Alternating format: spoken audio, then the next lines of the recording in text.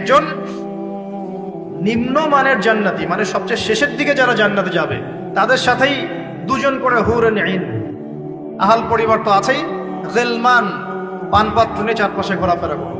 জান্নাত মানে কি? যেখানে যা ইচ্ছা তাই করা যাবে, বলার কেউ নাই, বাধা দেওয়ার কেউ নাই, সেখানে কোনো মৃত্যু নাই, সেখানে কোনো অহেতুক কথাবার্তাও নাই, কোনো গাল গল্প নাই, কোনো মিথ্যা নাই, কষ্টের ক্লেশ মাত্র নাই। থুতু ফেলতে হবে না। জান্নাত মানে থুতু ফেলতে হবে না। জান্নাত মানে হাঁচি হবে না, নাক ঝাড়তে হবে না। জান্নাত মানে ইস্তেঞ্জা, পেশাব পায়খানা করার টেনশন নাই। মানুষ খাবার খাবে, একটা ঢেকুর তুলবে, ব্যাস খাবার হজম হয়ে গেছে। আর জান্নাতের সবচেয়ে বড় বিষয়টা কি? আল্লাহ পাককে আমরা এই চোখ দিয়ে দেখতে পারবো ইনশাআল্লাহ। আর তার সমকক্ষ একটা বিষয় হচ্ছে, আল্লাহ পাক বলে দিবেন যে আমি তোমাদের সবার উপর সন্তুষ্ট হয়ে গেলাম, যাও কোনোদিন অসন্তুষ্ট হবে। ব্যাস, দ্যাটস অল। এখন আপনি যত কিছুই করেন এই বস্তুবাদী জীবনে, মনে একটা ভয় থেকে যাবে। আপনি বিশ্ব নেতা হয়েছেন, বড় শিল্পপতি হয়েছেন, পলিটিশিয়ান হয়েছেন, ইকোনমিস্ট হয়েছেন, মনে একটা ভয় থেকে যাবে যে মরতে আমাকে হবে, আল্লাহ আমাকে ধরবেই, হিসেব আমাকে দেওয়া লাগবেই, কবরে আমাকে একাই যাওয়া লাগবেই, আমাকে কিয়ামতের মাঠে দাঁড়াতে হবে আল্লাহর সামনে। মনে একটা ভয় কাজ করে, যদিও বাইরে মানুষ দেখায় যে কোনো ভয় নাই। মানুষ বাইরে অভিনয় করে, মানুষ সমাজের মানুষের সাথে বাইরে একটা অভিনয় করে। কোনো কোনো ক্ষেত্রে আমরা নিজেরাই নিজেদের সাথে অভিনয় করি। কথা সাহিত্যিক হুমায়ুন আহমেদের নাম শুনেছিলেন? শুনেছেন? ইন্তেকাল করেছেন। একটা সময় ছিল আমরা স্কুলে পড়তাম, কলেজে পড়তাম, মাঝে মাঝে টুকটাক এ ধরনের কিতাব বইপত্র পড়া হয়েছে। হিমু, মিসির আলী এইসব পড়া হয়েছে। শরৎচন্দ্র, বঙ্কিমচন্দ্র, রবীন্দ্রনাথ, নজরুলের কবিতাগুলো, ইভেন শেক্সপিয়ার, অ্যাডাম স্মিথ সহ, যিনি অর্থনীতির জনক। যাই হোক, তিনি তার বইয়ের মধ্যে লিখেছিলেন যে এই পুরো দুনিয়াটা হচ্ছে অভিনয়ের মঞ্চ। কথা সাহিত্যিক, তিনি বলছেন তার মতো করে এই পুরো দুনিয়াটাই অভিনয়ের মঞ্চ, আর আমরা সবাই নিজ নিজ জায়গায় অন্যের সাথে অভিনয় করছি। কোনো কোনো ক্ষেত্রে আমরা নিজেরা নিজেদের সাথে অভিনয় করছি। তিনি বলছিলেন আমরা সবাই অভিনেতা, আর সবচেয়ে বড় অভিনেতা হচ্ছে পলিটিশিয়ানরা, কারণ তাদেরকে অনেক বড় মঞ্চে অভিনয় করতে হয়। এটা আমার কথা না, হুমায়ুন আহমেদের কথা, পড়ে দেখেন তো। আল্লাহ পাক পাঠিয়েছেন তার ইবাদত করতে, আর এই বস্তুবাদী জগৎ আমাদেরকে ভুলিয়ে দিল কিভাবে? কয়েকটা প্রলোভন দিল। প্রথম প্রলোভন হচ্ছে টাকা, তারপরে জীবনে কি করব, প্রতিষ্ঠিত হওয়ার চিন্তা, তারপরে চাই চাই আরো চাই, এই একটা আকীদা দর্শন, তারপরে আমার স্ত্রী সন্তান আহাল পরিবারের কি হবে, আর আরেকটা দর্শন আছে, এটাকে বলে চারবাক দর্শন। এবং দুঃখের সাথে বলতে হয়, আমাদের রবীন্দ্রনাথ ঠাকুর কিন্তু এই দর্শনের মানুষ ছিলেন। চারবাক কিরকম? তার কবিতা পড়লে দেখবেন লিখে আছে, দুহাতে যা পাও হাত পেতে নাও, দুহাতে যা পাও হাত পেতে নাও, বাকির খাতা শূন্য থাক, বাকির খাতা শূন্য থাক। ঠিক চারবাক দর্শন, এটা ফিলোসফি পড়েছেন, এখানে অনেক টিচারও আছেন আমি জানি, তারা এই কথাগুলো বুঝবেন। চারবাক দর্শন কেমন? ঋণ করে ঘি খাও, ঋণ করে ঘি খাও, যতদিন বাঁচবে সুখে বাঁচবে, এটা হলো চারবাক দর্শন। তো দুহাতে যা পাও হাত পেতে নাও, বাকির খাতা শূন্য থাক, মিল আছে না? ঋণ করে হলো ঘি খান, যেভাবে হোক ঘি খান আপনি, মানে ঋণ করে হলো ঘি খান, যতদিন বাঁচবেন সুখে বাঁচবেন। তাহলে এই দর্শনগুলো বস্তুবাদী না? বুঝতে পারছেন কিনা? ম্যাটেরিয়ালিজম, বস্তুবাদিতা, মানে আপনি চোখের সামনে যা দেখছেন এই দুনিয়া, যেভাবে হোক অর্জন করে নেন, বাকির খাতা শূন্য থাক। ইসলামিক কনসেপ্ট এর টোটাল ডিফারেন্ট কনসেপ্ট। ইসলামের ঈমান, আকীদা, ইসলাম, পরকাল, মুহাম্মদ সাল্লাল্লাহু আলাইহি ওয়াসাল্লামের আদর্শ সম্পূর্ণ ডিফারেন্ট। আমরা বলি কি, এই দুনিয়াতে আমরা মুসাফির, দুনিয়াতে আমরা কি মুসাফির, কে কতদিন থাকবো কোনো ঠিক নাই। নবীজি বলছেন, হে আব্দুল্লাহ বিন ওমর, তুমি দুনিয়াতে মুসাফিরের মতো থাকো, সকালবেলা উঠলে সন্ধ্যার অপেক্ষা করো না, সন্ধ্যাবেলা হলে সকালের অপেক্ষা করো। দর্শনের মধ্যে কত পার্থক্য না, আকাশ পাতাল পার্থক্য না? এখন যদি এই বস্তুবাদী দর্শন দিয়ে আপনি চলাফেরা করেন, তাহলে তো আপনার লাইফের অ্যাম্বিশন হবে একটা ফ্ল্যাট, আর ওটা এনি হাও আপনাকে অ্যাচিভ করতে হবে, legal way or illegal way, আপনাকে অ্যাচিভ করতেই হবে, অ্যাচিভ করতেই হবে, যেহেতু আপনার মোটিভটা হচ্ছে ম্যাটেরিয়ালিজম, বস্তুবাদিতা। আর নবী সাল্লাল্লাহু আলাইহি ওয়াসাল্লাম কি বলছেন? সকালে ঘুম থেকে উঠলে সন্ধ্যার অপেক্ষা করো না, সন্ধ্যা বেলায় থাকলে সকালের অপেক্ষা করো না। তুমি দুনিয়াতে মুসাফিরের মতো থাকো, তোমার যতটুকুতে দুনিয়া চলে যায় এতটুকুতে সন্তুষ্ট থাকো। নবীজি আরো বলছেন, তুমি কখনো উপরের দিকে চোখ দিয়ে হেঁটো না, রাস্তায় যখন হাঁটবে উপরের দিকে দেখো না। লা তানজুরু ইলা মান হুয়া আসফালা মিনকুম, যারা তোমাদের উপরে আছে ওদের দিকে দেখো না, বরং তুমি দেখো যে তোমার নিচে কারা আছে। আবার বলছি, নবীজি বলছেন তোমরা হাঁটবে যখন রাস্তায় চলাফেরা করবে তোমাদের উপরের দিকে দেখবে না তোমাদের উপরে কারা আছে, অলওয়েজ দেখবা তোমাদের নিচে কারা আছে, তোমাদের চেয়ে খারাপ কারা আছে। এক ভাইকে আপনি দেখবেন আপনি সুস্থ, তার হাত নাই। আরেক ভাইকে দেখবেন আপনি সুস্থ, তার চোখ নাই। এক ভাইয়ের পা প্যারালাইজড হয়ে গেছে, এক ভাইয়ের বডি প্যারালাইজড, একজন হার্টের রোগী, একজন ডায়াবেটিসের রোগী।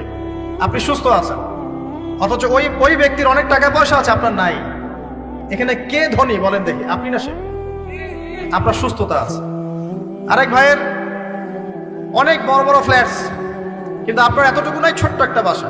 আপনার কষ্ট লাগে, আমারও যদি এমন হতো।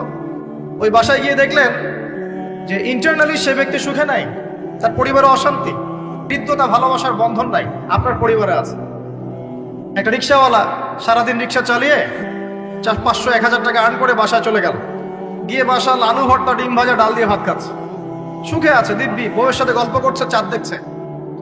আর সেই তো কবে আপনি ওয়াইফ কিনে চাঁদ দেখেছেন ঠিক নাই, আপনি টাকা অর্জন করার নেশায় বছরের পর বছর স্ত্রী থেকে দূরে আছে, দেখারই সৌভাগ্য হয় না। আসলে সুখ কাকে বলে, সুখটা কি জিনিস? ঢাকাবাসীকে সুখ বোঝানো দরকার। সুখটা কি জিনিস? সুখটা হচ্ছে ইন্টারনাল পিস। যখন আপনি বা আমি নিজেকেও বলছি, যখন আমরা আল্লাহকে পাবো, আল্লাহ পাকের ইবাদতের মধ্য দিয়ে, রাসূলের সুন্নতের মধ্য দিয়ে অল্পে তুষ্ট থাকতে পারবো, যা আছে এতে শুকরিয়া আদায় করব, আপনার চেয়ে সুখী মানুষ দুনিয়াতে কেউ নাই, কেউ নাই দুনিয়াতে। কিন্তু বস্তুবাদিতা আপনাকে এই আকীদা ও আদর্শ থেকে সম্পূর্ণ ডিমোটিভেট করে দিবে। আপনাকে খালি চাই আরো চাই। ওই যে দু হাতে যাবো, হাত পেতে নাও, বাকির খাতা শূন্য থাক। আর আমাদের দর্শন, দু হাতে যাবো, হাত পেতে নাও না, বরং দুনিয়াতে যতটুকু পাও এতটুকুতে সন্তুষ্ট থাকো, বাকির খাতা শূন্য থাক না, বাকির খাতা পূর্ণ হোক। মানে পরকালটা বাকির খাতা না, পরকালের বাকির খাতাটা পূর্ণ হোক। প্রয়োজনে দুনিয়ার সব চলে যায় যাক, প্রয়োজনে দুনিয়ার সব যদি চলেও যায় যাক, তারপরে বাকির খাতা কি হোক? পূর্ণ হোক। এটাই আল্লাহ রাব্বুল আলামিন সূরা আ'লার মধ্যে বলছেন, বাল তুসিরুনাল হায়াতাদ দুনিয়া, তোমরা এই দুনিয়ার জীবনটাকেই প্রাধান্য দিয়ে থাকো। ওয়াল আখিরাতু খায়রুন ওয়া আবকা, কিন্তু আখিরাত হচ্ছে সবচেয়ে উত্তম এবং চিরস্থায়ী। তো প্রিয় ভাই এবং বোনেরা যারা আলোচনা শুনছেন, আজকে আমাদের প্রথম সবক হওয়া উচিত দুনিয়ার নেশায় আমরা না পড়ি। আল্লাহ পাক আমাদেরকে তৌফিক দান। এর মানে এই না আমরা দুনিয়ার প্রোগ্রেসে যাব না, অবশ্যই যাব, আমরা অবশ্যই যাব। পুরো নেশন, জাতিগতভাবেই আমাদেরকে এই ওয়ার্ল্ডের সমকক্ষ তো হতে হবে, হবে কি না? আমরা কি ওয়ার্ল্ডের সমকক্ষ হতে পেরেছি? আপনাদের কি মনে হয় মিলস, ইন্ডাস্ট্রিজ, ফ্যাক্টরিজ, সেতু, ফ্লাইওভার এইগুলো করলেই মনে হয় যে ওয়ার্ল্ডের সমকক্ষ হওয়া যায়? প্রত্যেক জনগণ ভিতর থেকে সুখী কিনা, তাদের অন্ন, বস্ত্র, চিকিৎসা, শিক্ষা, বাসস্থান, এই যে মৌলিক চাহিদা, বেকারত্ব ঘোচানো, 3 বেলা খেয়ে পরে বাঁচা, জীবনের অধিকার, সিকিউরিটি, এই জিনিসগুলো আমাদের নিশ্চিত হচ্ছে কিনা, এটা হচ্ছে আপনার উন্নতির মানদণ্ড। উন্নতির মানদণ্ড কি? আমরা এখন যেখানে আছি না, 1776 সালে অ্যাডাম স্মিথ তার চেয়ে আগের জায়গায় ছিল। 1776 সালে অ্যাডাম স্মিথ একটা বই লিখেছেন, তার নাম হচ্ছে যে দি ওয়েলথ অফ নেশন, এই কিভাবে একটা রাষ্ট্রের ওয়েলথ ফাংশন করে। ওই 1776 সালে তিনি যে চিন্তাগুলো করেছেন, এখন পর্যন্ত আমরা সেই চিন্তা বাস্তবায়ন করতে পারি নাই। 1776 সালের চিন্তা, কিন্তু ওই চিন্তা বাস্তবায়ন করেছে পশ্চিমারা। পশ্চিমা সভ্যতা যেটা আপনি দেখছেন দাঁড়িয়ে আছে, এই একটা বইয়ের উপর দাঁড়িয়ে আছে। যেমন একটা এক্সাম্পল দিই, আলোচনাটা কঠিন হয়ে যাবে, অন্যদিকে যাব। আমরা মনে করি যে অর্থনীতি আমরা নিয়ন্ত্রণ করব, ঠিক আছে, অর্থনীতির পুরো বিষয়গুলো আমরা নিয়ন্ত্রণ করে আমরা সমৃদ্ধি নিয়ে আসবো। আসলে বিষয়টা কি জানেন? অর্থনীতির নিজের একটা ফ্লো আছে, ও নিজেই নিজেকে নিয়ন্ত্রণ করে। এবং তার উপর একটা ইনভিজিবল হ্যান্ড থাকে, অদৃশ্য হাত, যেটা আমরা বলি আল্লাহ রাব্বুল আলামিন।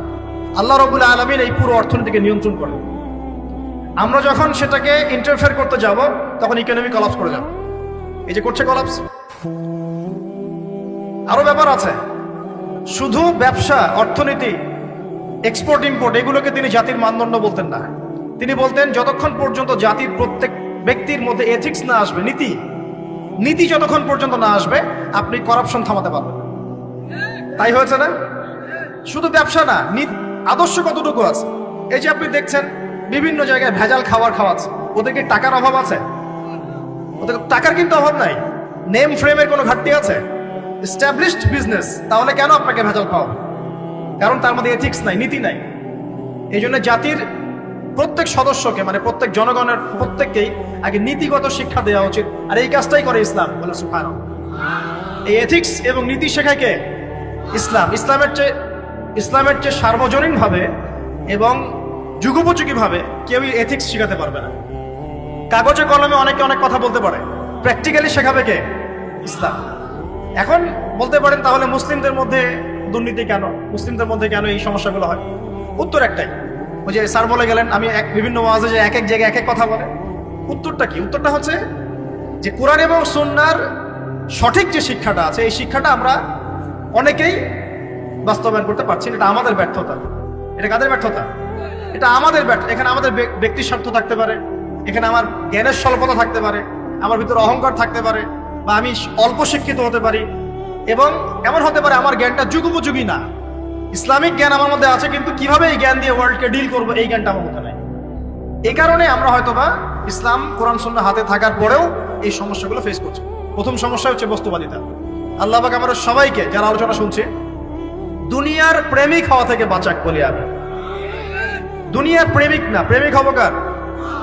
আল্লাহর আখিরাতে। কতটুকু দাম আছে দুনিয়ার? আল্লাহ পাক বলছেন একটা মাছির পাখার সমানও না। একটা মাছির পাখার কি দাম আছে আপনার কাছে? আল্লাহ পাক বলছেন পুরো দুনিয়ার দাম আমার কাছে যদি একটা মাছির পাখার সমান হতো, তাহলে এই দুনিয়াতে কোনো কাফের মুশরিক পানি পান করতে পারতো না। তার মানে এই দুনিয়াতে যা করো করো, আমার তো কোনো দামই নাই দুনিয়ার।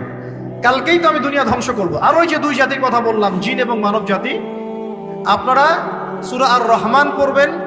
রহমান নামটা অনেক ব্যাপক, দয়াময়ের নাম। তার মানে আল্লাহ পাক মার্সিফুল, মোস্ট মার্সিফুল। কিন্তু এই সূরা আর রহমানেই একটা ভয়ঙ্কর আয়াত আছে, কি? সানাফরুগু লাকুম আইয়ুহাস সাকলান। হে মানুষ এবং জিন, হে মানুষ এবং জিন, শীঘ্রই আমি তোমাদের দুইটা জাতিকে ডিল করার জন্য ফারেক হচ্ছি, অপেক্ষা করতে থাকি। মানে আল্লাহ পাক কুল্লু ইয়াউমিন হুয়া ফি শাআন, মানে আল্লাহ পাক কি করেন? সব সময় তার কাজে ব্যস্ত আছে। মহাবিশ্বের তো গ্রহ, নক্ষত্র, গ্যালাক্সির অভাব নাই, মাখলুকের কোনো অভাব নাই। আল্লাহ পাক প্রত্যেকটা মুহূর্তেই তার কাজে ব্যস্ত আছেন, তার কাজে শানে ব্যস্ত আছেন। কিন্তু এই ব্যস্ততা থেকে ফারেক হবেন কাদের জন্য? মানুষ আর জিনের জন্য। সুবহানাল্লাহ। মানুষ আর জিনের জন্য। আল্লাহ পাক বলেন সানাফরুগু লাকুম আইয়ুহাস সাকলান। দাঁড়াও, দুনিয়ার মধ্যে এইসব করে বেড়াচ্ছ, তোমাদের দুই জাতির জন্য আমি অচিরেই ফারেক হব ইনশাআল্লাহ। ওইটাই হলো কিয়ামতের দিন।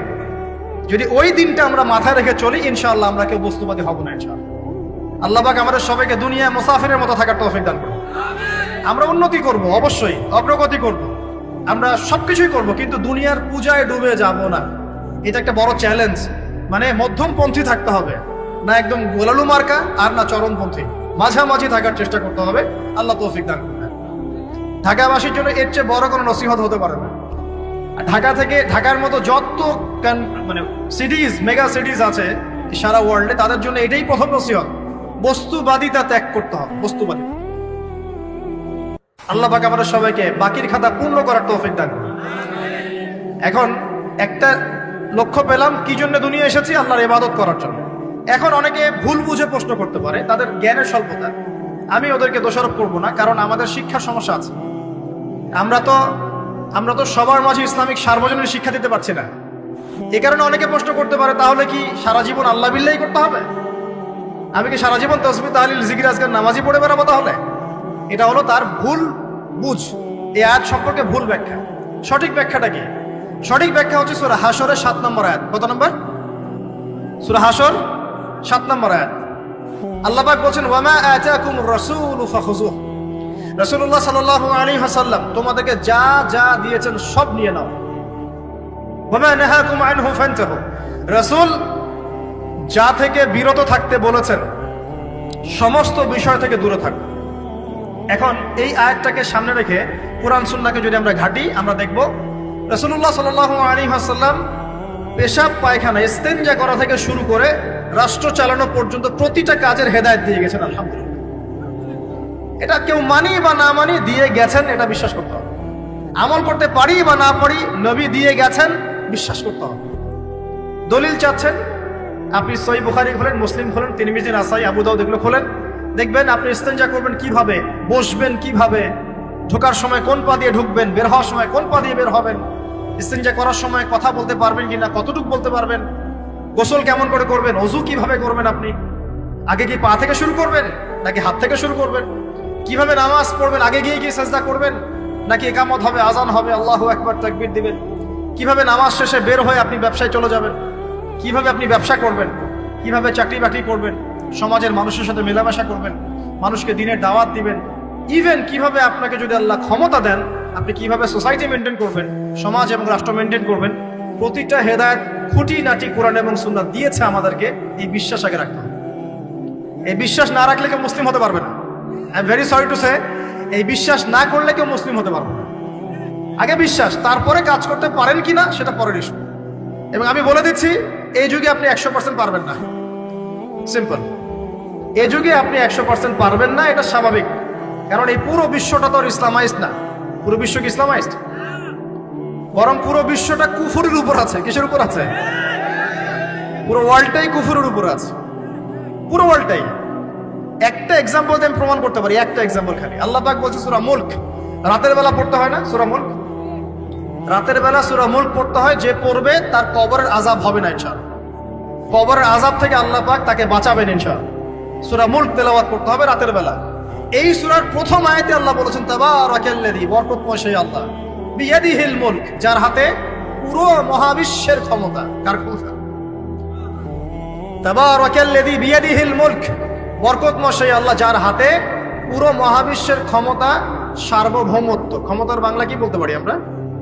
এটাকে ইংরেজিতে আপনারা কি বলেন? আপনারা বলেন সভারেন্টি। কি বলেন? সভারেন্টি বিলংস টু আল্লাহ। এখানে সভারেন্টি বিলংস টু কে? আল্লাহ। কিন্তু এই পুরো বিশ্বের সার্বভৌমত্বের মালিক কি এখন আল্লাহ বাকি আছে? মানুষ নিজের হাতে নিয়ে নিয়েছে। কথা বুঝতে পারছেন না?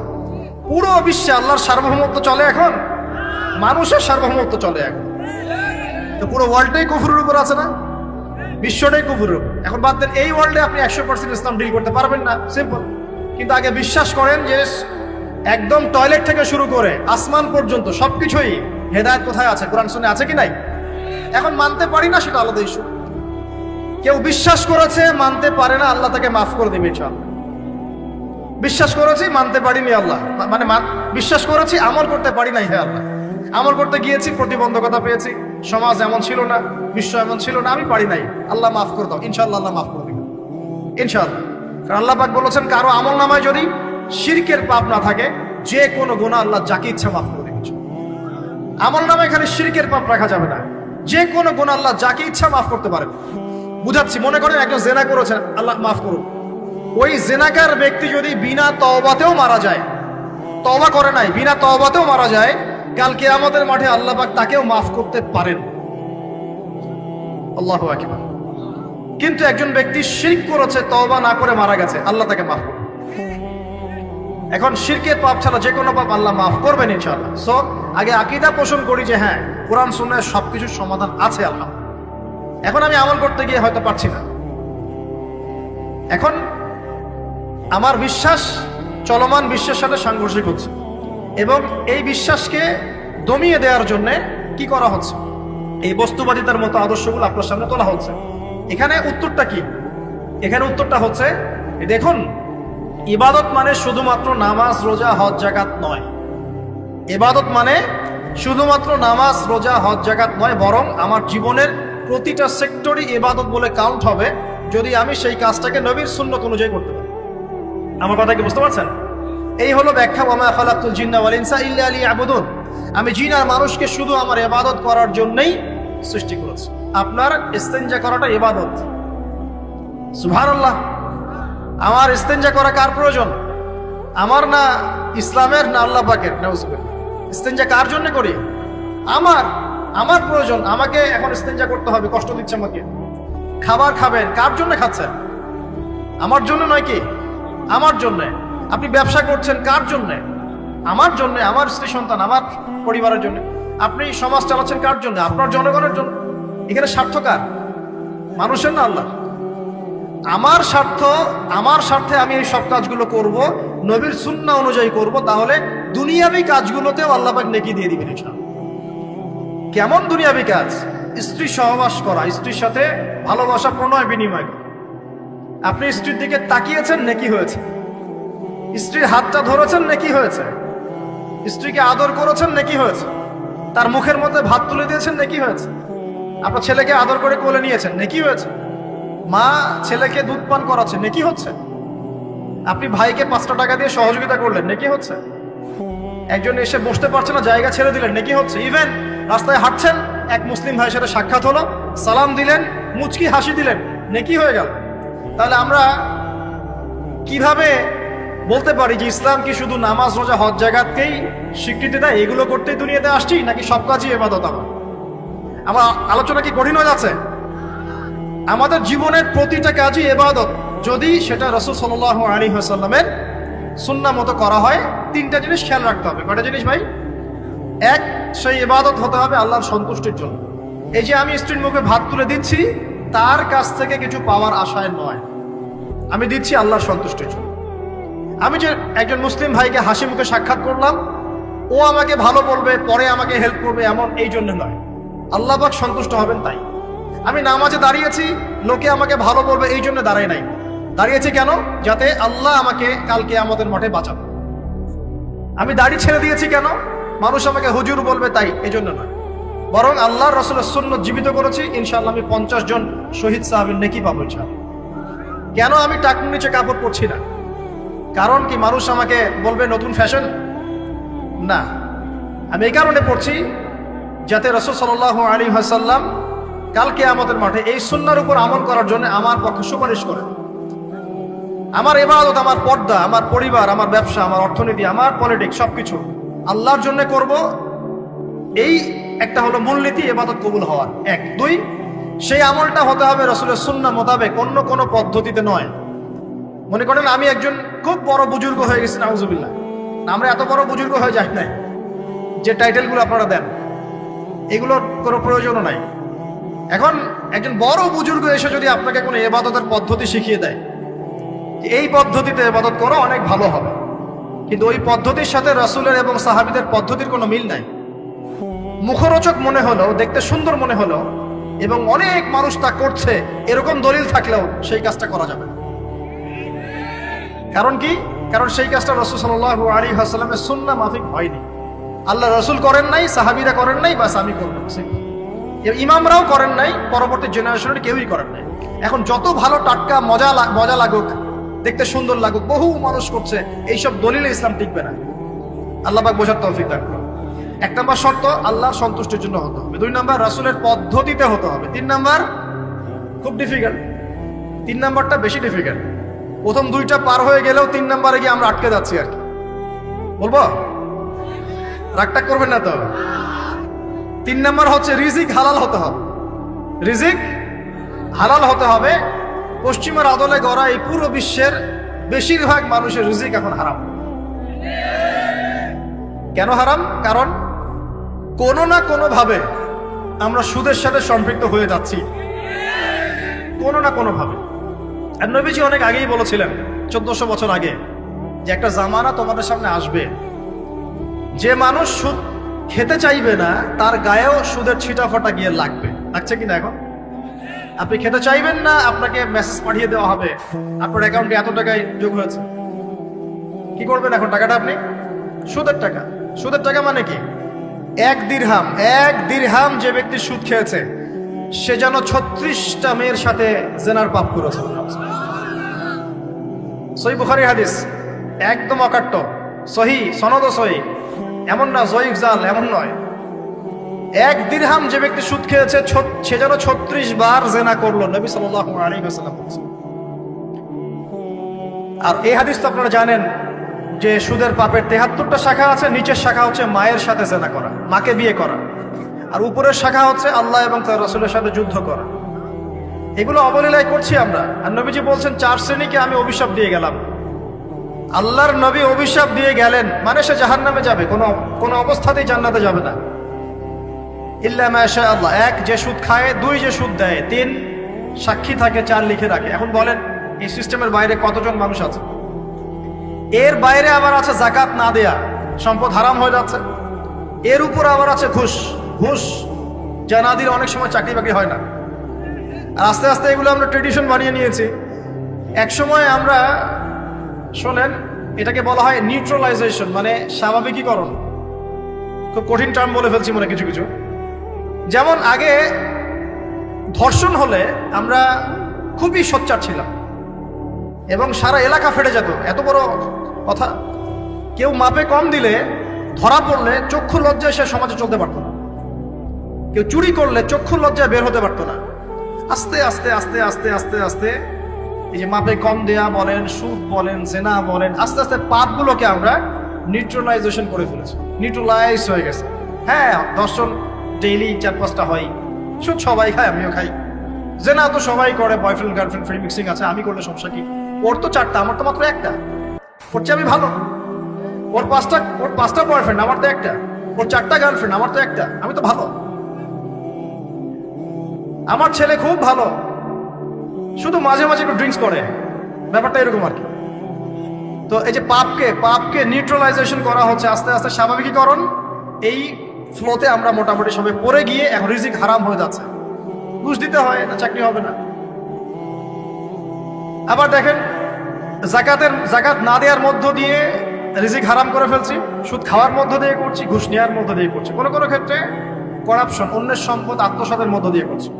এর বাইরে যারা ব্যবসা করছি, আমরা যে দুধে দেওয়া তুলসী পাতা এমনও নয়, কোনো কোনো সময় মাপে কম দিচ্ছি। এই যে টাটকা জিনিস বলে ভেজাল খাওয়াচ্ছি, 3 দিনের বাসি তেল দিয়ে ইফতার রান্না করে খাওয়াই দিবে, বলবে একদম টাটকা জিনিস। রমজান মাস আসছে সামনে না, কত যে মানুষ বের হবে যারা তারাবির নামাজ পড়বে একদম 20 রাকাত, ওখানে রাকাত নিয়ে ঝগড়া হবে। ঠিক ওরাই যখন দেখবেন বিকালে দুপুরে ইফতার বিক্রি করবে, বিভিন্ন পণ্য বিক্রি করবে, দেখবেন যে দুনিয়ার বাসি পচা আপনাকে খাওয়াই দিবে। এই শ্রেণীর মানুষের ধারণা যে লা ইলাহা ইল্লাল্লাহ শুধু মসজিদে আছে, বাজারে নাই। এটা ধারণা, লা ইলাহা ইল্লাল্লাহ মুহাম্মাদুর রাসূলুল্লাহ, এটা মসজিদে আছে, বাজারে, সমাজে, অন্য জায়গায় নাই। এটা তাদের ধারণা। তাদের এই ধারণা অচিরেই ভাঙবে যখন মৃত্যুর দূত চলে আসবে। তখন বুঝবে লা ইলাহা ইল্লাল্লাহ একটা সার্বজনীন কালিমা, যেটা জীবনের সব ক্ষেত্রেই চলতে হবে। আল্লাহ পাক আমাদেরকে বোঝার তৌফিক দান। ব্যবসা করছি আলহামদুলিল্লাহ, অ্যাটলিস্ট সুদ খাচ্ছি না। তবে এতটুকু মনে রাখবেন, ব্যবসায়ীদের অসততার কারণে, আমানতের খেয়ানতের কারণে একটা আযাব আসে। হাদিসের মধ্যে আসছে একটা আযাব আসে। নবীজি বলেছেন, যখন একটা জাতির ব্যবসায়ীরা মাপে কম দেওয়া শুরু করে, মিথ্যা কসম করে পণ্য বিক্রি করা শুরু করে এবং আমানতের খেয়ানত করে, তখন ওই জাতির উপর দুর্ভিক্ষ চাপিয়ে দেওয়া হয়। কি চাপিয়ে দেওয়া হয়? দুর্ভিক্ষ চাপিয়ে দেওয়া হয়। মনে করছেন যে হয়তো দুর্ভিক্ষ নাই, পুরো ওয়ার্ল্ড ওয়াইড একটা নীরব দুর্ভিক্ষ চলছে এখন আস্তে আস্তে। সকালে একটু আগে বলেছিলাম না, গরিব মানুষ আলু ভর্তা, ডাল আর ডিম ভাজা দিয়ে ভাত খেত আগে। এখন তারা বলে আমরা ডিমই দেখতে পারি না চোখে। ডিমও খাওয়ার এখন সামর্থ্য হচ্ছে না অনেকেরই। আপনি শোনেন, আমি একটা জব করতাম, মনে করেন স্যালারি পেতাম 5,000 টাকা, এখন পাচ্ছি 10,000 টাকা। কিন্তু 10,000 টাকা স্যালারি পাওয়ার পরেও আগে 5,000 টাকা দিয়ে আমি সংসার চালাতে পারতাম, এখন 10,000 টাকা দিয়ে পারছি না। কারণ কি? কারণ হচ্ছে মুদ্রাস্ফীতি, দ্রব্যমূল্যের ঊর্ধ্বগতি, এর পাশাপাশি আছে আমানতের খেয়ানত করা, করাপশন এবং কিছু অসৎ ব্যবসায়ীর এই দুরভিসন্ধি। এসবের কারণে সাফার করছি কারা? আপনি তো সাফার করবেন না, কারণ আপনার তো ফ্ল্যাট আছে বড়। আপনি তো সাফার করবেন না, বিকজ আপনার আমার তো 3 বেলা খাওয়ার টাকা পয়সা আছে। এই যে আমি এসেছি, আমাকে ভালো অঙ্কের হাজিয়ে দিচ্ছি, আমি তো সাফার করবো না। সাফার কে করবে? সাফার করবে রিক্সাওয়ালা ভাই, ভ্যানওয়ালা ভাই, এই যে রাস্তাঘাটে যারা আশপাশে বাসা করে আছে, যারা দারিদ্র্য সীমার নিচে আছে, এদের সংখ্যা কত আপনার মনে হয়? মিনিমাম 3 থেকে 4 কোটি মানুষ আমাদের দেশের মধ্যে। মনে হচ্ছে পপুলেশনটা কম? উমর রাদিয়াল্লাহু আনহু বলতেন, আমি ভয় করি যদি আমার অধীনে একটা মেষপালক, মানে যে মেষ চড়ায়, এই মেষপালক এবং তার মেষ যদি না খেয়ে মারা যায়, আমি ভয় করি আল্লাহ কাল কিয়ামতের মাঠে আমাকে দাঁড় করিয়ে বলবেন, হে ওমর, তোমার তত্ত্বাবধানে এই ব্যক্তি না খেয়ে মরল কেন? এগুলো হিস্ট্রি হয়ে গেছে জাদুঘরে। এগুলো কোথায়? যা মিউজিয়ামে, হিস্ট্রি মিউজিয়ামে। কিন্তু এটাই ইসলাম। এখন সলিউশন কি? একটু এই জায়গায় কথা বলে সামনে যাই, একটু মনোযোগ দেন। সলিউশনটা কি? প্রথম কথা হচ্ছে আমাদের সবাইকে আমানতদার হতে হবে ভাই, প্লিজ। যে যার জায়গা থেকে আমানতের পরিচয় দিয়ে আল্লাহ পাক তৌফিক দান করুন। 2 নাম্বার, অল্পে তুষ্ট থাকার চেষ্টা করতে হবে। অল্পে তুষ্ট থাকার চেষ্টা করি, আল্লাহ তৌফিক দান করুন। 3 নাম্বার, কোনো প্রকার সম্পদ অপচয় করা যাবে। কোনো প্রকার সম্পদ না, ব্যক্তিগত না, সোশ্যাল না, আমরা জনগণ, রাষ্ট্রীয় সম্পদ, কোনোভাবেই সম্পদ অপচয় করা যাবে।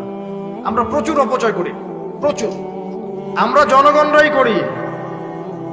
আমরা কি দুধে দেওয়া তুলসী পাতা মনে করছেন নাকি? জনগণ দুধে দেওয়া তুলসী পাতা মনে করছেন? কে বলেছে মাপে কম দিতে? ওকে সরকার ফোর্স করেছে? ও দিল কেন? কে পাপে এখানে? কার দোষ বলেন? আমরা অলওয়েজ আঙ্গুল উপরের দিকে, সবার আগে আঙ্গুল হবে এই দিকে, নিচের দিকে। আমরা অলওয়েজ মানুষের ফেস দেখার চেষ্টা করি। আগে ফেস দেখবো আয়নায়, নিজের ফেস, তারপরে মানুষের ফেস। আমরা মাপে কম দিই। আমরাই তো সুদ খাচ্ছি, আমরাই ঘুষ নিচ্ছি, আমরা দুর্নীতি করছি, আমরা মানুষের সম্পদ অন্যায়ভাবে হস্তক্ষেপ করছি, আমরা রাষ্ট্রের সম্পদ অপচয় করছি। আমরা সিগন্যাল দিয়েছে, আপনি মানলেন না। তো সিগন্যাল দিয়েছে, মানলেন না। এখানে তো আপনি খেয়ারত করলেন। টোল দিয়েছে, টোল, আপনি ফুস করে গাড়িটা টান দিয়ে চলে গেলেন, আপনি তো খেয়ানত করলেন এখানে। এই ট্যাক্স তো রাষ্ট্রের পাওনা ছিল। দীর্ঘদিন বিল পড়ে আছে, আপনি দিচ্ছেন না বিল, ট্যাক্সের টাকা দিচ্ছেন না, বিল দিচ্ছেন, আপনি তো খেয়ানত করছেন। এই হিউজ অ্যামাউন্ট অফ যদি করাপ্টেড মানিগুলোকে এক জায়গায় করা যায় না, বাংলাদেশ হবে নিউ ইয়র্ক একদম থেকে নিবে। বস্তুবাদিতার কথা বলছি, বস্তুবাদিতার দিক থেকে, কনস্ট্রাকশন এইসবের দিক থেকে আর কি, life, first lane of life, এই দিক থেকে যে জিডিপি এরকম থাকবে যদি সব করাপশনের টাকাগুলোকে আপনি জড়ো করতে পারতেন। কিভাবে সম্ভব? কে নিবে এই উদ্যোগ? আল্লাহ পাক এমন ব্যক্তিত্ব উপর থেকে নিয়ে আসুন বলি আমি। দোয়া করতে কোনো দোষ আছে? XYZ whoever he is, এটা বড় কথা না। বড় কথা হচ্ছে কার হাতে ইনসাফ প্রতিষ্ঠা হয়। আল্লাহ পাক তৌফিক দান। আল্লাহ পাক আমাদের সবাইকে তৌফিক দান, সবাইকে সবার জায়গা থেকে সৎ হওয়ার তৌফিক দান। আল্লাহ পাক সবার আগে আমাকে সৎ হওয়ার তৌফিক দান এবং আপনাদের সবাইকে সৎ হওয়ার তৌফিক দান। আগে ভালো মানুষ হই, আগে ভালো মানুষ হই। আমি আমাদের মাদ্রাসার স্কুলের টিচারদেরকে আগে বুঝাই, ছাত্রদেরকে এই পুঁথিগত বিদ্যা পরে শেখান, আগে শিখান তারা কিভাবে ভালো মানুষ হবে। ওদেরকে মোরালিটি শিখান, এথিক্স শিখান। বই পুস্তকে ডিগ্রি সার্টিফিকেট অর্জন করে আমি কি করব যদি আমি ভিতর থেকে মানুষ হতে না পারি?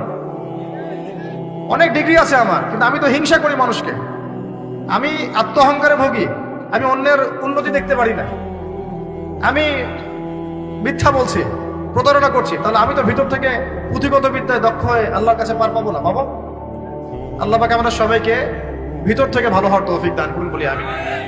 এটা করতে হলে প্রথম ট্র্যাক যেটা বললাম ভাই, দুনিয়ার নেশায় ডুবে যাওয়া যাবে না। দুনিয়াকে আমরা মনে করব দুনিয়া আমার প্রয়োজন, যতটুকু আমার হয়ে যায় সন্তুষ্ট থাকবে। আমরা অল্পতে তুষ্ট থাকার মানসিকতা লালন করি, আল্লাহ পাক তৌফিক দান করুন। এরপর দুনিয়ায় আসার উদ্দেশ্যটা মাথায় রাখবো, এসেছি কি করতে? আল্লাহর ইবাদত করতে। আর এই প্রশ্নের উত্তর আমরা বের করে নিয়ে আসলাম। ইবাদত মানে শুধু নামাজ, রোজা, হজ, যাকাত নয়। ইবাদত মানে আমার জীবনের প্রতিটা কাজই ইবাদত। 3 শর্ত পূরণ করতে হবে। 1, আল্লাহর জন্য হতে হবে। 2, রাসূলের সুন্নাহ মাফিক হতে হবে। 3, আমাদের উপার্জনটা হালাল হতে হবে। এই হালাল এর কথা বলতে গিয়ে এই জায়গায় এসেছিলাম যে এই বিশ্বে হালাল খাওয়াটা খুব টাফ, কিন্তু অসম্ভব না। এখানে এই আয়াতের উপর আমল করলেই ইনশাআল্লাহ আল্লাহ মাফ করে দিবেন। সেটা হলো ফাত্তাকুল্লাহা মাসতাতা'তুম, ফাত্তাকুল্লাহা মাসতাতা'তুম। আল্লাহ পাক বলেছেন তোমরা সাধ্য মতো আল্লাহকে ভয় করো, তোমরা সাধ্য মতো ভয় করো। আমি বেঁচে থাকার চেষ্টা করি, আল্লাহ ওই চেষ্টাটাই দেখবেন ইনশাআল্লাহ। 3টা জিনিস আমি আপনাদের মধ্যে ঢুকিয়ে দিতে চাই আজকের লেকচারে, যেটা আমি নিজের মধ্যে নিয়ে চলি যেদিন থেকে ইসলামের বুঝ এসেছে ওই দিন থেকে। 1, স্বপ্ন। 1 কি? স্বপ্ন। আপনি স্বপ্ন দেখতে শেখেন, ড্রিম বিগ। ড্রিম বিগ, আপনি বড় স্বপ্ন দেখতে শেখেন। স্বপ্ন দেখেন যে ইনশাআল্লাহ একদিন পুরো বাংলাদেশ কেন পুরো বিশ্বে ইসলামের জয় জয়কার হবে ইনশাআল্লাহ। কথিত ইসলাম না, প্রকৃত ইসলাম ইনশাআল্লাহ। কথিত আর প্রকৃত ইসলাম কিন্তু এক না। কথিত ইসলাম মানে ইসলামের নামে ধর্ম ব্যবসাও আছে, ইসলামের নামে মাজার পূজা আছে, ইসলামের নামে অনেক ভণ্ডামি আছে, আছে না? ইসলামের নামে অনেক কিছু চলে যেগুলো আসলে ইসলামের সাথে সম্পর্কিত না, মানুষ করছে, মানুষ ইসলাম মনে করে। আমরা কথিত ইসলামের কথা বলছি না, প্রকৃত ইসলামের কথা বলছি। কোন ইসলাম? যে ইসলাম রাসূল সাল্লাল্লাহু আলাইহি ওয়াসাল্লামের যুগে ছিল, সেই ইসলাম। যে ইসলাম আবু বকর সিদ্দিকের যুগে ছিল, যে ইসলাম উমর ইবনুল খাত্তাবের যুগে ছিল, যে ইসলাম উসমান আলী রাদিয়াল্লাহু আনহুমা তাদের যুগে ছিল, যে ইসলাম আদম থেকে নিয়ে মুহাম্মদ সাল্লাল্লাহু আলাইহি ওয়াসাল্লাম পর্যন্ত 1,24,000 নবী রাসূল আল্লাহর জমিনে প্রতিষ্ঠা করে গেছেন, ওই ইসলামের কথা বলছি। বড় স্বপ্ন দেখেন ইনশাআল্লাহ। এই স্বপ্নে আমিও একটা ভূমিকা রাখবো ইনশাআল্লাহ। এই স্বপ্নটা নিজের মধ্যে সেট করেন, তাহলে আপনার মধ্য দিয়েও ইসলাম একটা খেদমত পাবে ইনশাআল্লাহ। সবাই লেকচারার হবে না, কেউ হয়তো বই লিখবে, কেউ হয়তো ইসলামের জন্য গাইবে, ইসলামের জন্য কবিতা লিখবে, ইসলামের জন্য ইকোনমিক কোনো প্রজেক্ট লঞ্চ করবে, ইসলামের জন্য পলিটিক্যাল সেকশনে দুর্নীতি কমাই দিবে, ইসলামের জন্য হয়তো কেউ কনস্ট্রাকশনাল রেভলিউশনারি কাজ করবে, ইসলামের জন্য নেশনকে এগিয়ে নিবে। এমনকি ইসলামের জন্য নাম্বার স্বপ্নের সাথে সাথে লক্ষ্য স্থির করতে হবে। লক্ষ্য স্থির করতে হবে। লক্ষ্যটা কি? এই লক্ষ্য নিয়ে কথা বলতেই শুরু করেছে। লক্ষ্যটা হবে পরকাল। লক্ষ্যটা কি? লক্ষ্য একটাই, জান্নাত। লক্ষ্য কি? জান্নাত। এই লক্ষ্যে কাজ করতে গিয়ে যদি আল্লাহর পথে আপনাকে গালি খেতে হয়, সমালোচনা শুনতে হয়, আপনার শারীরিক, মানসিক, অর্থনৈতিক নির্যাতন সহ্য করতে হয়, দেখবেন আপনি মন থেকে সুকুন, শান্তি ফিল করছেন। এই পথে যদি হোঁচট খেয়ে পড়েও যান, শান্তি লাগবে, ভালো লাগবে যে আমি আল্লাহর জন্য করেছি, আল্লাহ আমাকে এটার আজর দিবে ইনশাআল্লাহ। মানুষ আমাকে অনেক ভালো বলছে, এর মানে এই নয় যে আমি জান্নাত পেয়ে গেছি। আবার মানুষ আমাকে ছিছি করছে, এর মানে এই নয় যে আমি জাহান্নামে চলে গেছি। প্রকৃত ভালো আর মন্দের মানদণ্ড আল্লাহ ফিক্স করবেন ইনশাআল্লাহ কাল কিয়ামতের মাঠে। ফামান যুহজিহা আনিন নার ওয়া উদখিলাল জান্নাতা ফাকাদ ফাজ। ওই দিন আল্লাহ পাক যাদেরকে জাহান্নামের আগুন থেকে বাঁচাবেন, জান্নাতে ঢোকাবেন, একমাত্র তারাই সফল, আর কেউ সফল নয়। আমি বলি এই আয়াত হচ্ছে, দিস আয়াত is the definition of success. এই আয়াত হচ্ছে সাফল্যের সংজ্ঞা।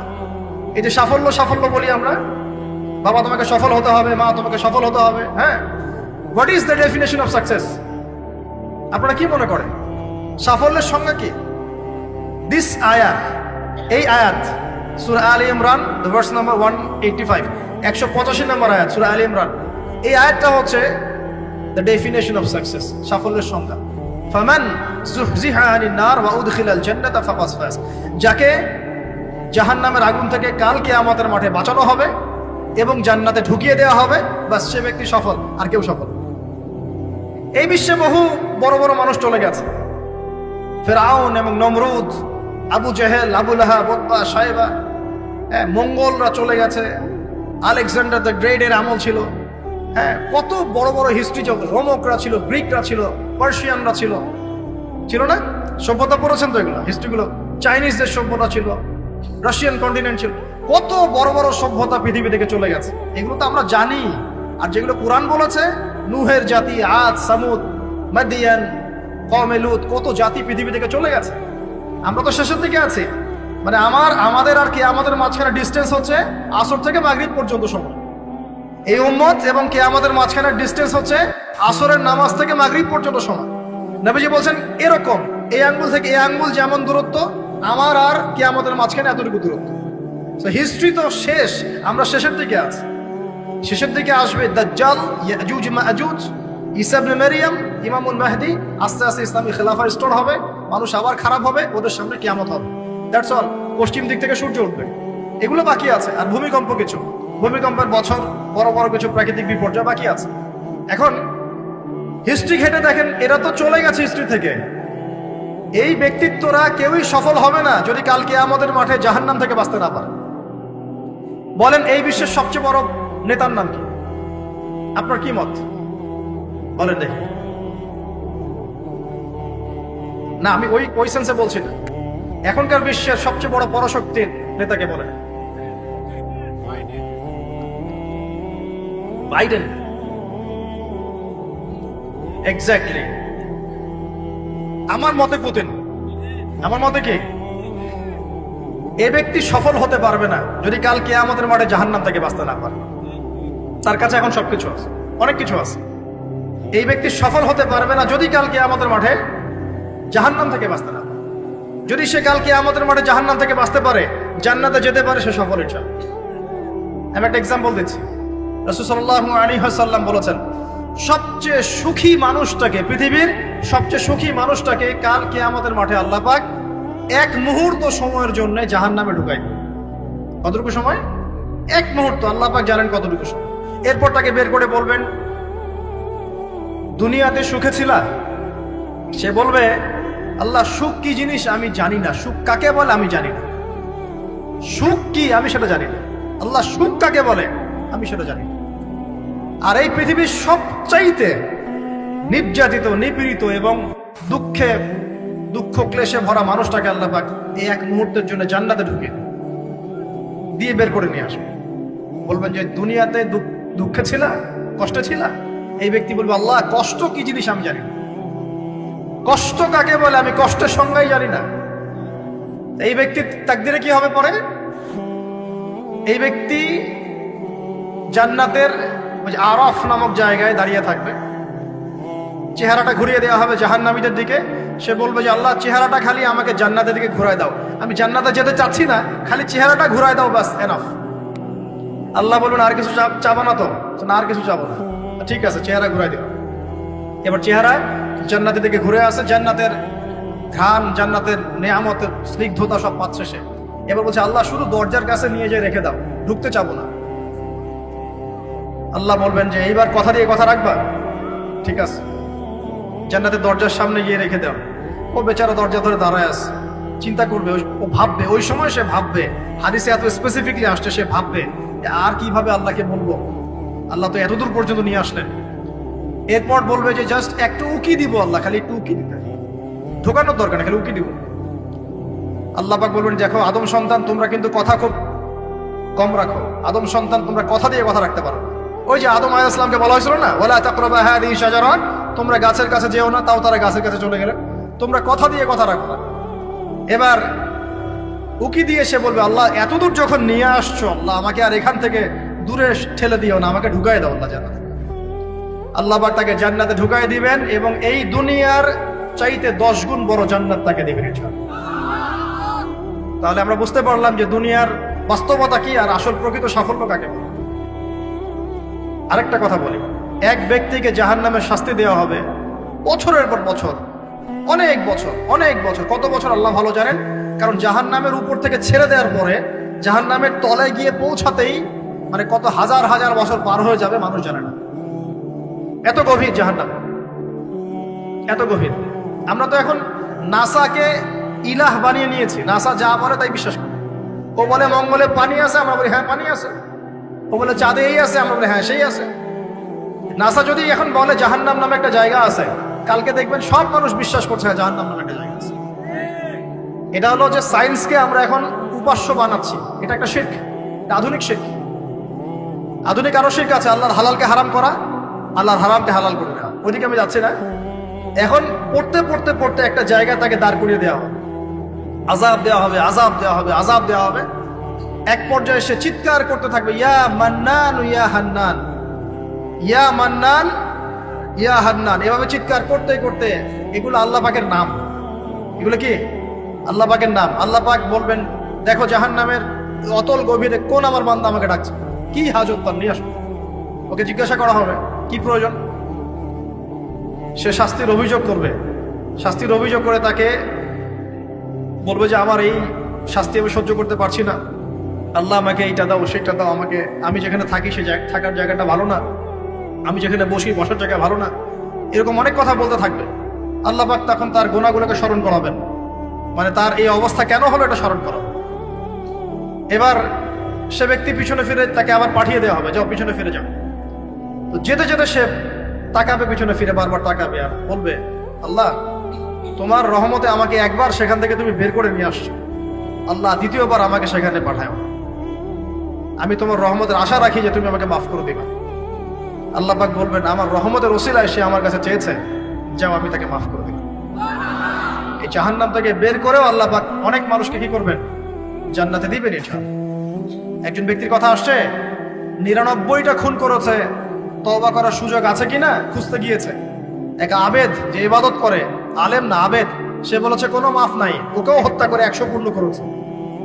পরে অন্য এক আলেমের কাছে গিয়ে তওবা করেছে, আল্লাহ পাক তার জান কবজের সময় ফেরেশতাদের দূরত্বকে পরিমাপ করে এই ওসিলায় আল্লাহ রাব্বুল আলামিন তাকে মাফ করে দিলেন।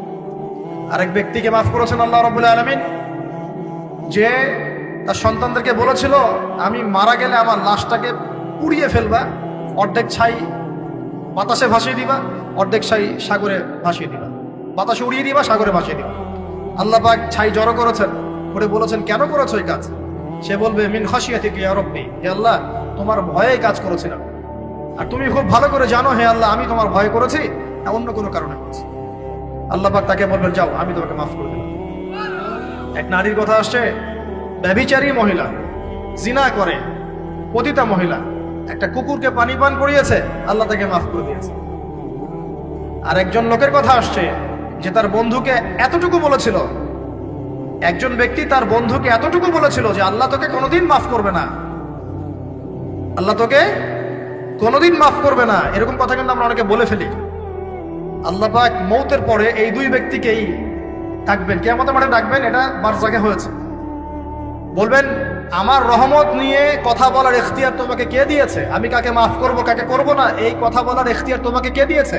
আজকে আমি তাকে মাফ করে দিলাম, তোমাকে জাহান্নামে দিয়ে দিলাম। যাও।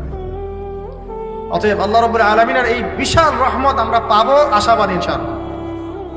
এই কারণে আমাদের প্রথম যে বিষয়টা ফোকাস করতে হবে, আল্লাহ রহমত পেতে হলে আমাদের অবশ্যই বস্তুবাদিতা ত্যাগ করতে হবে। আল্লাহ পাক দুনিয়া পছন্দ করেন না, দুনিয়ার মোহে যারা ডুবে থাকে আল্লাহ এদেরকে পছন্দ করেন। দুনিয়া প্রয়োজন, যতটুকু আমার দরকার আমি করব, যতটুকু প্রয়োজন নাই এই বিষয়টা আমি পেতেই হবে, চাই চাই আরো চাই, হ্যাঁ দু হাতে চাপাও হাত পেতে নাও, ঋণ করে ঘি খাও, এইসব দর্শনটা ধার ধারবো না আমরা ইনশাআল্লাহ। আমাদের দুনিয়া চলে গেলে যাক, বাকির খাতা পূর্ণ হোক ইনশাআল্লাহ তাআলা। আর এই দুনিয়াতে এসেছি আল্লাহর ইবাদত করার জন্য। শিখলাম, জানলাম, বুঝলাম ইবাদত মানে শুধুমাত্র নামাজ, রোজা, হজ, যাকাত নয়। এগুলো অবশ্যই ইবাদত, এগুলোই ইবাদত নয়, বরং আমাদের জীবনের প্রতিটা কাজই ইবাদত। আমাদের স্ত্রীর মুখে ভাত তুলে দেওয়া পর্যন্ত, একটা মুসলিম ভাইয়ের সাথে হাসি মুখে কথা বলা পর্যন্ত, মুসাফা করা পর্যন্ত, এভরি সিঙ্গেল ওয়ার্ড যে আমরা এই দুনিয়াতে করি, এগুলো ইনশাআল্লাহ তাআলা ইবাদত বলে কাউন্ট হবে যদি আমরা এগুলোকে তিনটা পদ্ধতিতে করি। এক, আল্লাহর সন্তুষ্টির জন্য করি, দুই, রাসূলের পদ্ধতিতে করি, এবং হালাল খেয়ে করি। ইনশাআল্লাহ তাআলা আল্লাহ পাক আমাদের সবাইকে এভাবে ইবাদত করার তৌফিক দান। আর শেষ করার আগে আমি আর কয়েকটা পয়েন্ট টাচ করে শেষ করে দিচ্ছি, রাত অনেক গভীর হচ্ছে। আসন্ন রমজান মাস আমাদের সামনে আছে, আমাদের সামনে বলতে এই তো 2 সপ্তাহ হয়তো বাকি নাই। আমি কয়েকটা পয়েন্ট খালি আপনাদের সাথে শেয়ার করবো, যে এই পয়েন্টগুলো যদি একটু ফোকাস করি, রমজান মাসটা গুনাহ মাফের উৎসব হবে ইনশাআল্লাহ। আমরা কলেজ লাইফে পড়তাম একটা ওয়ার্ড, উৎসবের উৎসাহ। উৎসবের উৎসাহ, এই যে ছায়ানট, উদিচি, এইসব জায়গায় যারা থাকে না, এরাও এই শব্দগুলো জানে। উৎসবের উৎসাহ, ওরা বলে যে জাগতে হবে রাত আলো জেলে রেখে উৎসবের উৎসাহে, মানে রাত জাগতে হবে আলো জেলে রেখে উৎসবের উৎসাহে। আমাদের এই দুনিয়ার জীবনের হায়াত কিন্তু খুব লম্বা না, খুব লম্বা কি 60 থেকে 70, এর মধ্যে আল্লাহ পাক কিছু উৎসবের উৎসাহ দিয়েছেন। যেমন শবে বরাত, যেমন শবে বরাতের রাত, এই রাতে ব্যক্তিকেন্দ্রিক তো কিছু ইবাদত করা যায়, সামগ্রিক না হয়। এই রাতে আল্লাহ পাক সবাইকে মাফ করেন, 2 শ্রেণীর মানুষ বাদ দিয়ে, মুশরিক, মুশাহিদ, শিরক করে যারা, হিংসা বিদ্বেষ পোষণ করে যারা, এদের বাদ দিয়ে। শাবান মাস বেশি বেশি নবী রোজা রাখতেন, আরাফার দিন, আশুরা, মুহররম, জিলহজ মাসের প্রথম 10 দিন, কিছু উৎসবের উৎসাহ আল্লাহ দিয়েছেন, দেন নাই? সবচেয়ে বড় উৎসব কোনটা বলেন তো? এই যে রমজান মাস। এখন এই মাসে আলো জ্বালা থাকবে উৎসবের উৎসাহে। কিভাবে? প্রথম কথা বলি, দুনিয়াবি বাজার ঘাট, শপিং টপিং যা যা আছে আগে ভাগে এই কয়দিনে করে ফেলেন, যাদের সামর্থ্য আছে। যাদের সামর্থ্য নাই তারা, আমি বলেছি, প্রজেক্ট করতে হবে, সোশ্যাল প্রজেক্ট। আমরা সামর্থ্যবানদের টাকাগুলোকে কিছু সৎ মানুষ কালেক্ট করবেন, করে যাদের সামর্থ্য নাই তাদের ঘরে মাসের বাজার পৌঁছে দেবেন। করা যাবে না ইনশাল্লাহ? আমরা যারা এইসব জায়গায় থাকি আমরা মনে করি সোসাইটির সবাই এমন। সোসাইটির সবাই এমন নয়। অনেক মানুষ হয়তো খেয়ে পরে থাকতে পারে না, সবাই আমাদের মতো খায় না। আমরা 10টা আইটেম নিয়ে বসে খেতে, অনেকের আলু ভর্তা জোটে না, আছে না? আমরা আমাদের যাকাত, আমাদের ওশর, আমাদের ফিতরা, আমাদের সাদাকাতুল ফিতর, আমাদের সাদাকা এবং ইফতারের প্রজেক্টগুলোকে সুন্দর করে প্যাকিং করে 1 মাসের বাজার করে দেওয়ার ক্ষমতা আমাদের নাই। একজন করে পরিবারের দায়িত্ব নেওয়ার ক্ষমতা আমাদের নাই। আপনি একটা নেন, আপনি একটা নেন, আপনি একটা নেন, আপনি 2টা নেন, আপনি 5টা নেন। দেখবেন ইনশাআল্লাহ তাআলা যখন আমরা খাবার ভাগাভাগি করে খাবো, ইনশাআল্লাহ সমাজে দারিদ্রতা কমে যাবে। কি উন্নতি, কি সবার মধ্যে সম্প্রীতি ছড়িয়ে দেওয়া উন্নতি, সবার মধ্যে এই যে ভালোবাসা ছড়িয়ে দেওয়াটা কিন্তু সমাজের উন্নতি। উন্নতি মানে আমরা আসলে কি বুঝি? খালি কনস্ট্রাকশন নির্মাণ করার উন্নতি? সবার মধ্যে সম্প্রীতি ছড়িয়ে দেওয়াটা উন্নতি। ইভেন এই প্রজেক্টে আপনি অমুসলিম ভাইকেও শরিক করতে পারেন। হ্যাঁ, যাকাতের অর্থ অমুসলিমকেও দেয়া যায়, তার অন্তর ইসলামের দিকে আকর্ষিত হবে ইনশাআল্লাহ। মুসলিমরা আমাকে সহযোগিতা করেছে, তার আমাদের রিলিজিয়নের প্রতি তার একটা সফট কর্নার তৈরি হবে ইনশাআল্লাহ। এগুলো করা বন্ধ করেছে বলেই তো অন্যরা এগুলো কাজ করছে। আর নীরবে আস্তে আস্তে বাংলাদেশে বহু মানুষ বিধর্মী হয়ে যাচ্ছে, কিন্তু খবর রাখেন না। আল্লাহ পাক আমাদেরকে বোঝার তৌফিক দান করুন। আগে রমজানের প্রিপারেশন নেন, এটা গেল একটা পারিবারিক ইকোনমিক প্রিপারেশন। আধ্যাত্মিক প্রিপারেশন কি? হুট করে রমজান মাসে গিয়ে সব ইবাদত একসাথে ধরা যায় না। এই কারণে এখন থেকেই নামাজ, তেলাওয়াত, তাফসির পড়া, একটু তাহাজ্জুদ, চাষ্টের নামাজ, ইশরাকের নামাজ, জিকির আজগার, এগুলো একটু ধরার চেষ্টা করি, যাতে রমজান মাসে গিয়েই আমি একদম যেন মোমেন্টামটা যেন ধরতে পারি ইনশাআল্লাহ। আল্লাহ পাক তৌফিক দান। 3 নম্বর হচ্ছে অপচয় করবো না রমজান মাসে। অনেকদিন বলছি 5টা খেজুরে যদি ইফতার হয়ে যায়, 6 নম্বর খেজুর আপনার খাওয়ার দরকার নাই, আপনি দান করে দেন।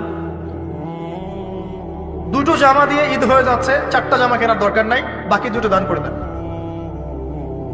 আপনার পরিবারের জন্য যদি 30 কেজি চাল যথেষ্ট হয়, 40 কেজি কেনার দরকার নাই, বাকিটা দান করে দেন। বহু মানুষ রমজান মাসে ইফতার করবে, ইফতার করে আল্লাহর কাছে বদদোয়া করবে, দেখে নিয়ে বলবে যে আল্লাহ আমি ইফতার করার খাবারটুকু পাচ্ছি না। পুরো বিশ্বের ইকোনমিক অবস্থা কিন্তু সুবিধার না। আস্তে আস্তে আমাদের এগুলো বুঝতে হবে। আল্লাহ পাক আমাদেরকে শুধু কোরআন তেলাওয়াত করলেই তো হবে না, এগুলো অর্থ তো বুঝতে হবে। কোরআন হাদিস দিয়ে বিশ্বটাকে তো ডিল করতে হবে, হবে কি না? আল্লাহ তৌফিক এনায়েত করুন। অপচয় না করি। আর রমজান মাস আসার আগেই আল্লাহর ওয়াস্তে সবার ঘরে ঘরে কোরআন এবং কোরআনের তাফসির কেনা চাই। এই রমজান মাস আমরা কোরআন পড়ে শেষ করে দেবো ইনশাআল্লাহ। রমজান মাসের সবচেয়ে ইম্পর্টেন্ট জিনিসটা কি বলেন তো? কোরআন নাজিল হওয়া। শাহরুর রমাদানাল্লাযী উনজিলা ফীহিল কুরআন। রমজান সেই মাস যে মাসে কি নাজিল হয়েছে? কোরআন। অতএব সবচেয়ে ইম্পর্টেন্ট পার্ট রমজানের কোরআন। যারা কোরআন তেলাওয়াত করতে জানি না, পড়া শিখবো, রাজি আছি ইনশাআল্লাহ?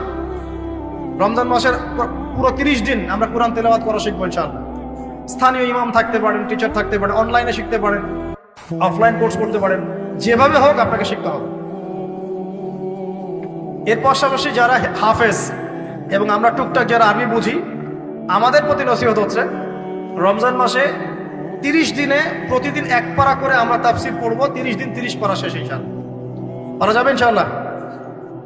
রমজান মাসে আর কি কাজ করব? তারাবি সালাত জামাতে পড়ার চেষ্টা করব। আর যে তারাবি জামাতে পড়বে সে 5 ওয়াক্ত নামাজ তো অবশ্যই জামাতে পড়তে হবে। জামাত যদি কোনো কারণে মিস হয়ে যায়, নামাজ বাদ। একাকী হলেও নামাজ পড়তে হবে। হ্যাঁ, যদি দেখেন জামাতে তারাবি পড়তে পারছেন না, ফ্যামিলিকে নিয়ে প্রয়োজনে তারাবি পড়েন। ফ্যামিলি মেম্বারদেরকে নিয়ে আপনি তারাবি পড়েন। আপনি পুরো কোরআনের হাফেজ না, 1 পারা জানেন, 1 পারা দিয়ে পড়েন। আপনি 20টা সূরা জানেন, একটা সূরা বারবার রিপিট করে করে পড়েন। নামাজটাকে ধীর স্থির ভাবে লম্বা করেন। রাসূলুল্লাহ সাল্লাল্লাহু আলাইহি ওয়াসাল্লামের মতো তিনি লম্বা করে ধীর স্থির ভাবে রমজান মাসে কিয়াম করতেন। আল্লাহ আমাদের তৌফিক দান করুন। আর যাকাত যাদের ফরজ হয়েছে রমজান মাসে অবশ্যই যাকাতগুলো দিয়ে দিব ইনশাআল্লাহ। যাকাত নিয়ে ডিফারেন্ট লেকচার আসবে ইনশাআল্লাহ, অনলি যাকাতের উপরে। যাকাত নাই, ইসলামিক অর্থনীতির ভিত্তি থাকবে না। যাকাত প্রতিষ্ঠা না করতে পারলে চিরস্থায়ীভাবে সমাজ থেকে দারিদ্রতা দূর করা যাবে না, কোনোভাবেই যাবে না। আপনি অ্যাডাম স্মিথের বই সমাজে কায়েম করে ছেড়ে দেন, তারপরেও দেখবেন যে সমাজে দারিদ্রতা দূর হচ্ছে না 100%। যতক্ষণ পর্যন্ত মুহাম্মদ সাল্লাল্লাহু আলাইহি ওয়াসাল্লামের ছেড়ে যাওয়া এই যাকাত ভিত্তিক অর্থনীতি প্রতিষ্ঠা না করতে পারছে। আমি চ্যালেঞ্জ করলাম, অ্যাডাম স্মিথের বই দি ওয়েলথ অফ নেশন আপনি প্রতিষ্ঠা করে দেন সমাজের মধ্যে, দেখবেন যে 100% দারিদ্রতা দূর হবে না, কখনো না। মুহাম্মদ সাল্লাল্লাহু আলাইহি ওয়াসাল্লাম রেখে যাওয়া সুন্নত যাকাতটা চালু করে দেন, দেখবেন ইনশাআল্লাহ কেউ না খেয়ে মারা যাবে না ইনশাআল্লাহ। এটা প্র্যাকটিক্যাল। অ্যাডাম স্মিথের জন্ম হয় নাই যখন উমর রাদিয়াল্লাহু আনহু এই যে তার খেলাফত চালাতেন, তখন কি তার জন্ম হয়েছে নাকি? উমর রাদিয়াল্লাহু আনহু যুগে একটা মানুষ দেখাতে পারবেন দারিদ্র সীমা নিচে বাস করে? তখন ওয়েলথের মানদণ্ড কি ছিল? গোল্ড কয়েন, গোল্ড, দিনার। সাহাবীরা ছেড়ে যেতেন দিনার, দিরহাম। আমরা ছেড়ে যাই কাগজ। কি ছেড়ে যাই? কাগজ। আর মনে করে অনেক ধন আমার। কি একটা যুগ আসলো, মানুষ কাগজকে ধন মনে করে। সুবহানাল্লাহ। যাই হোক, ওদিকে যাচ্ছি না। যাকাত গুলো দেওয়ার চেষ্টা করে আল্লাহ পাক সবাইকে তৌফিক দেন। মনে রাখবেন, যে ব্যক্তি নামাজ পড়ে যাকাত দেয় না সে মুসলিম নয়। যে নামাজ পড়ে যাকাত দেয় না, যাকাত অস্বীকার করে, সে মুসলিম নয়। আর যে ব্যক্তি নামাজের ফরজিয়াতকে অস্বীকার করে সেও মুসলিম নয়। নামাজও থাকতে হবে, যাকাতও থাকতে হবে। আল্লাহ পাক তৌফিক ইনায়াত করুন, আমিন। আর সবশেষ কথা হলো, রমজান মাসে আমরা যেটা বুঝি খাওয়ার আর পান করা ছেড়ে দেওয়ার নাম রোজা, এটাও ভুল কনসেপ্ট। শুধু খাবার আর পানীয় ছেড়ে দেওয়ার নাম রোজা বা সওম নয়, বরং আল্লাহ পাকের নিষেধকৃত যাবতীয় কবিরা গুনাহ ছেড়ে দেওয়ার নাম হচ্ছে সওম। সওম রেখে যদি আমি জেনা করি, গার্লফ্রেন্ডের সাথে চ্যাটিং করি, আর ডেটিং করতে যাই, কফি খাই, হ্যাঁ, ইউনিভার্সিটিতে আমি বসে বসে তার সাথে ডেট করি, ফোনে চ্যাট করি, এখানে ওখানে লুকিয়ে লুকিয়ে দেখা করি, মিথ্যা কথা বলি, মাপে কম দেই, সুদ খাই, মিথ্যা কথা বলি, প্রতারণা করি ইত্যাদি। রোজা রেখে যদি এই কাজগুলো আমরা করি, রোজা ভেঙে যাবে। বিশ্বাস করেন, রোজাটা ভেঙে যাবে, রোজা থাকবে না। নবীজি বলছেন, এই রোজা রাখুক বা না রাখুক আল্লাহর কিছুই যায় আসে না, আল্লাহ পাক দেখবেনই না এর দিকে। সওম মানে আল্লাহ পাকের সমস্ত নিষেধগুলোকে বর্জন করা। একটা মেয়ে রোজা রেখেছে, বেপরদায় বাইরে চলে গেল, সওম হয়নি, সওম ভেঙে গেছে। রোজা রেখেছি, আমি বসে বসে গীবত করলাম, সওম ভেঙে গেল। রোজা রেখেছি, মিথ্যা কথা বললাম, মাপে কম দিলাম, রোজা ভেঙে গেল। আল্লাহ পাক আমাদের সবাইকে সওম রাখার মতো রাখার তৌফিক ইনায়াত করুন বলে আমি। আর সর্বশেষ কথা, এখানে আসতে পেরে আমি নিজেকে খুবই ধন্য মনে করছি, আলহামদুলিল্লাহ। একটা শিক্ষিত মহল পেয়েছি, তাই অনেকগুলো কথা মন থেকে বলে ফেললাম। এর মধ্যে যদি কোনো ভুল ত্রুটি হয় সেটা আমার পক্ষ থেকে, আর সঠিক বিষয়গুলো আল্লাহ পাকের পক্ষ থেকে। ঢাকাবাসীর জন্য এতটুকু বলবো, বস্তুবাদী হয় না। শহরটা যেন আপনাকে বস্তুবাদী না বানাতে পারে। এখানে আমাদেরকে থাকতে হবে কেন? কারণ যেখানে মক্কা, যেখানে আবু জেহেল, সেখানেই মুহাম্মদ সাল্লাল্লাহু আলাইহি ওয়াসাল্লামের জন্ম হয়। যেখানে ইব্রাহিমের পিতা আজার, সেখানেই ইব্রাহিমের জন্ম হয় নাকি? এবং তারা একটা সময় পর্যন্ত চেষ্টা করতে থাকেন সমাজের মানুষকে সঠিক পথে আনার জন্য। যখন পারেন না, তারপর কি করেন? চলে যান। ইব্রাহিম আলাইহিস সালাম চলে গেলেন, আব্বাকে নসিহত করতে করতে ক্লান্ত, আর বোঝে না। রাসূল সাল্লাল্লাহু আলাইহি ওয়াসাল্লাম একদিন মক্কায় 13 বছর কাজ করলেন। 13 বছর দাওয়াতি কাজ করার পর মক্কার মানুষ আর তাকে সহ্য করে না। সাহাবীদেরকে নিয়ে বেচারা তিনি চলে গেলেন কোথায়? তো আমরা এই শহরে থাকবো ঠিকই, এই শহর যেন আমাদেরকে বস্তুবাদী না বানাতে পারে। দুনিয়ার বেঁচে থাকবো, দুনিয়াকে প্রয়োজন মনে করে, দুনিয়ার পূজায় ডুবে যাব না। যতটুকু প্রয়োজন এতটুকুতে সন্তুষ্ট থাকবো ইনশাআল্লাহ। অবশ্যই দুনিয়ার প্রয়োজন আছে, তবে দুনিয়ার পূজায় ডুবে যাব না, মধ্যম পথে থাকার চেষ্টা করবো ইনশাআল্লাহ। আর এই শহরের অন্যতম সমস্যা হচ্ছে সুদ বা রিবা। আল্লাহর ওয়াস্তে রিবা ত্যাগ করার চেষ্টা করেন, আল্লাহ পাক তৌফিক দেন। এই শহরের অন্যতম সেরা সমস্যা বেপরদামি, অশ্লীলতা, হ্যাঁ, বেহায়াপনা এবং ফ্রি মিক্সিং, ফ্যামিলিস্ট রেভলিউশন, নারী পুরুষের পোশাক পরে, পুরুষ নারীর পোশাক পরে, জেনা। শহরটাকে আমরা জেনা শহর বানাচ্ছি আস্তে আস্তে।